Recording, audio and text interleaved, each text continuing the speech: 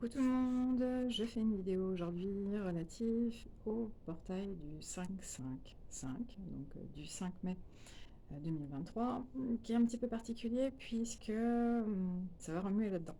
Alors, comment ça va se passer concrètement? Alors, il y a des personnes qui ont pu constater déjà que le rythme alimentaire avait quelque peu changé, avec des envies de sucre principalement. Vous allez me dire, bah, on est après Pâques, on a mangé pas mal de chocolat, bon, il n'y a pas forcément de rapprochement, mais notre organisme a un besoin de compenser et en même temps est dans une instabilité alimentaire.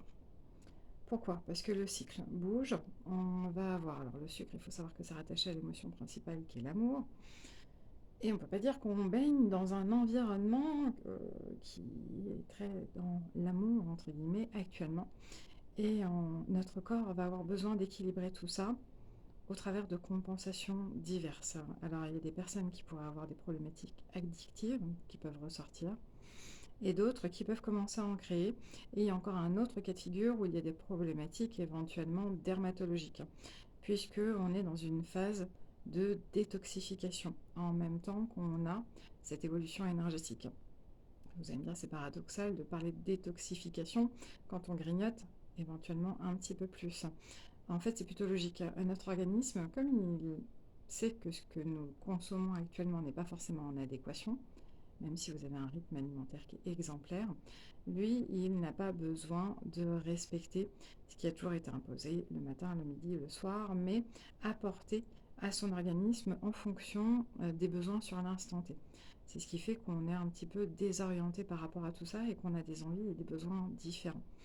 Ce n'est que passager, je vous rassure, puisque bon, bah, forcément le corps va s'adapter. On va essayer aussi, non pas de lui imposer un rythme qui ne va pas lui correspondre, mais lui éviter, entre guillemets, trop de débordements, en essayant autant que possible de faire malgré tout attention à ses consommations ou à ses addictions. Mais voilà, notre corps, euh, j'ai une comparaison qui ne veut pas forcément plaire à certaines personnes, euh, est en train de muer, un peu comme une peau de serpent. Et pour muer, eh bien, il a besoin de se débarrasser de choses qui ne sont pas nécessaires. Et dans les choses qui ne sont pas nécessaires, eh bien, ça va passer principalement par l'alimentaire. Vous savez que le système digestif, certes, est notre deuxième cerveau, mais que c'est aussi le lieu où on va stocker, non pas que l'alimentaire, mais les émotions de ce que l'on va accumuler au fur et à mesure de notre parcours de vie. Il n'y a pas toujours 50 000 possibilités pour réussir à drainer ce corps, à part parfois en lui imposant. Alors lui-même sait s'autoréguler de par lui-même, même si c'est pas toujours très agréable, mais en lui imposant quelque chose qui va lui permettre d'évacuer ce qui est trop lourd, ce qui est trop pesant, de façon à faire de la place pour les éléments nouveaux qui vont arriver. Pour les personnes qui me suivent, forcément, vous avez une certaine sensibilité ou un certain éveil à tout ce qui est énergétique. Je le rappelle bien, l'énergétique n'est pas une croyance.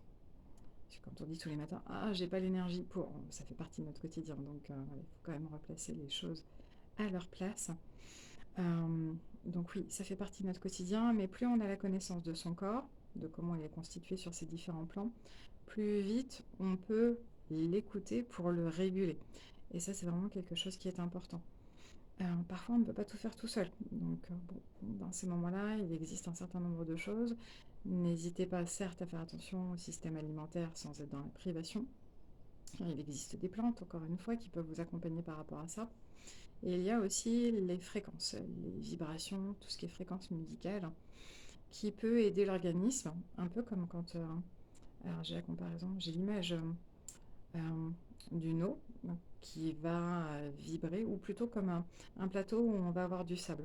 Quand on secoue celui-ci, eh bien, on va avoir quelque chose qui va devenir de plus en plus uniforme. Donc notre organisme, on peut lui apporter aussi un accompagnement dans cet ordre-là.